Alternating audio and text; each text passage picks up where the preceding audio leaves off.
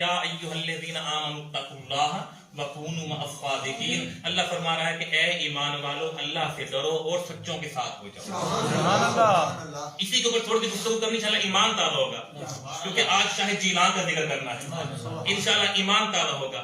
اللہ رب العالمین نے ارشاد فرمایا وَكُونُوا مَعَ الصَّادِقِينَ کہ سچوں کے ساتھ ہو جاؤ۔ یہاں اللہ تعالیٰ فرما رہا ہے کہ میرے ولیوں کے ساتھ ہو جاؤ، میرے محبوبوں کے ساتھ ہو جاؤ۔ اے اللہ اب تیرے محبوبوں کے ساتھ ہو جائیں۔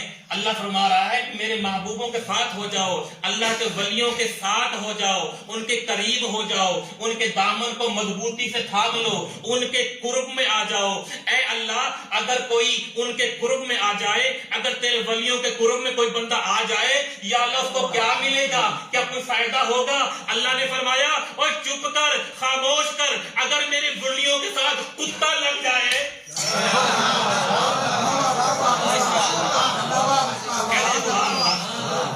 اگر میرے ولیوں کے ساتھ اگر کوئی کتا وابستہ ہو جائے، اصحاب کہف کا کتا، تو میں اس کو بھی مقام عطا فرماتا ہوں۔ تو کیونکہ میرے محبوب کا امتی ہے۔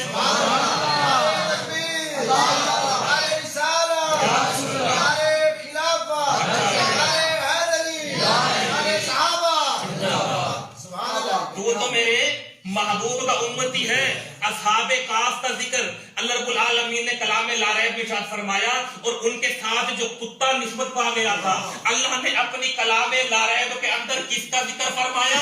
اس کتے کا فقط ذکر نہیں ارشاد فرمایا، بلکہ اللہ رب العالمین نے اس کتے کے بیٹھنے کا انداز بھی ارشاد فرمایا ہے۔ اللہ رب العالمین نے اس کتے کے بیٹھنے کے انداز کو قرآن کا موضوع بنایا۔ اب بات یہ ہے کہ اگر کوئی کتا نجس العین ہو کے اگر بنی اسرائیل کے اصحاب کہف کے ساتھ نسبت پا جائے، اللہ اس کو مقام یہ عطا فرمائے۔ کیا مقام عطا فرمائے؟ کلام لا ریب کا حصہ بنائے۔ یہاں تک ہی نہیں بلکہ اس کے بیٹھنے کا موضوع بھی بیان کرے۔ یہاں تک ہی نہیں بلکہ بروز محشر اللہ اس کو انسانی شکل میں جنت عطا فرما دے۔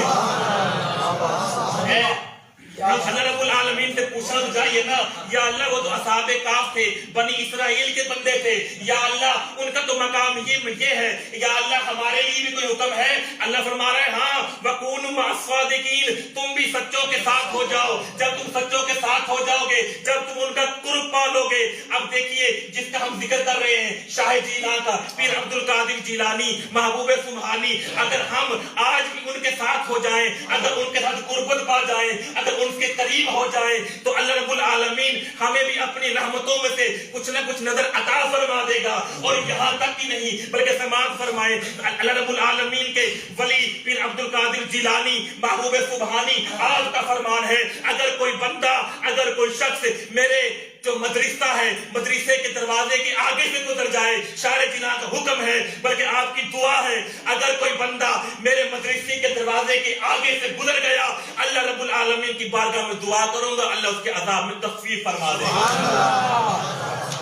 اب آپ یہ بات اندر آنے والوں کی نہیں ہوئی، پڑھنے والوں کی نہیں ہو رہی، ذرا سماعت فرمائے، جو بندہ مدرسے کے قریب سے گزر جائے گا اس کو مقام عطا فرما دے گا۔ اللہ رب العالمین کو کیا مقام عطا فرمائے گا کہ اس کو اس کے عذاب میں تخفیف فرما دے گا۔ ایسے ہی ایک شخص تھا، ایک شخص آپ کی بارگاہ میں بیٹھا کرتا تھا، اس کے والد کا انتقال ہو گیا، رات کو خواب میں دیکھتا ہے کیا کہ والد عذاب قبر میں مبتلا ہے، والد کے اوپر قبر کا عذاب ہو رہا ہے، اور آپ کی بارگاہ میں صبح کو آ گیا، حضور شاہ جیلان کی بارگاہ میں آ گیا، یا شاہ جیلان میں نے رات اپنے والد کو خواب میں دیکھا، میرا والد کے اوپر عذاب ہو رہا ہے، آپ کرم فرمائیے، دعا فرمائیے، اللہ ان کے اوپر رحم فرما دے، ان کے اوپر سے قبر کا عذاب اٹھا لے۔ آپ نے کہا اچھا یہ بتا کیا تیرا باپ کبھی میرے مدرسے کے آگے سے گزرا؟ کیا تیرا والد کبھی میرے مدرسے کے قریب سے گزرا، کبھی آگے سے گزرا؟ اس نے کہا جی حضور ایک بار یاد ہے، میں چھوٹا تھا، میرا والد میری انگلی پکڑ کر یہاں سے مجھے اس نے گزارا تھا، खुद भी साथ था। आपने कहा चुप कर, तेरा काम बन गया। अल्लाह की बारगाह में हाथ बुलंद कर दिए, अल्लाह की बारगाह में दुआ की और कहा कि जा अल्लाह करम करेगा। रात को वो बंदा सोता है, रात को फिर ख्वाब में अपने वालिद का नजारा करता है। अब क्या देखता है कि वालिद के ऊपर अनवार और तजल्लियात की बारिश हो रही है। फिर अपने वालिद से पूछता है, सवाल करता है कि अब्बा जान कल तो अजाब हो रहा था, आज अनवार की बारिश हो रही है, आखिर माजरा क्या है, आखिर बात क्या है? अब्बा जान ने बड़ा खूबसूरत जवाब इरशाद फरमाया। आपने फरमाया बेटा तू अपने अब्दुल कादिर जिलानी की बारगाह में गया था, वहां जाकर तूने दुआ करवाई थी। अल्लाह रब्बुल आलमीन ने उनकी दुआ की बरकत से और फकत उनके मदरसे के आगे से गुजरने की वजह से मेरे गुनाहों को माफ फरमा दिया।